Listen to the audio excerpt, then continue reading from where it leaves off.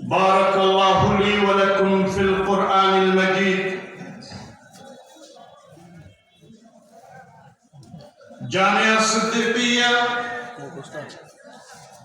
তেরাবাজার শেরপুর মাদ্রাসা কর্তৃক আয়োজিত আজকের এই বার্ষিক তাফসীর মাহফিলের সম্মানিত সভাপতি, মঞ্চে উপবেষ্টিত শ্রদ্ধাভাজন উলামায়ে কেরাম,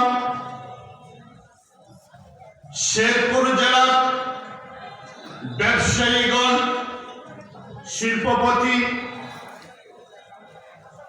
বিভিন্ন বিদ্যালয়ের শিক্ষাঙ্গনের শিক্ষক, ছাত্র, সাহিত্যিক, সাংবাদিক, উপস্থিত আজিজ তলাবা, মুরব্বিয়ান ইকরাম, সর্বোপরি ইসলাম প্রিয় তৌহিদি জনতা, পুনরায় আপনাদেরকে আন্তরিক সালাম। আসসালামু আলাইকুম ওয়া রাহমাতুল্লাহি ওয়া বারাকাতুহু।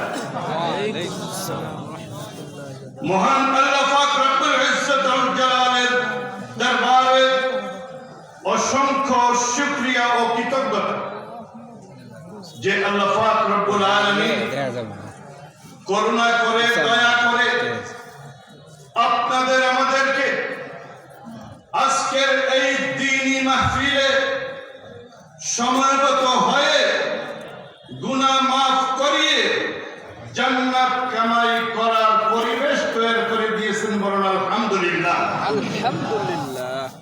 খুশি না মাহফিলে এসে? দাওয়াত দ্বীনের নিসবতে ফেরেশতাদের বেষ্টনীর ভিতরে থেকে, আল্লাহর রহমতের নিচে থেকে খুশি না? খুশি। আল্লাহ পাক আমাদের সবাইকে কবুল করুন, আমিন। দোয়া করেনি যেভাবে দাওয়াত দ্বীনের নিসবতে আমাদেরকে আল্লাহ পাক এই মাদ্রাসার মাহফিলে সমবেত করেছেন, মহান আল্লাহর কাছে প্রার্থনা করছি আল্লাহ পাক যেন জান্নাতুল ফেরদাউস আমাদেরকে এইভাবে একত্রিত করেন। বলেন আমিন। তাহলে যারা আমরা দাঁড়িয়ে রয়েছি তারা কি ফেরেশতাদের বেষ্টনীর ভিতরে আসতে হবে না? আল্লাহর রহমতের বেষ্টনীর ভিতরে আসতে হবে না?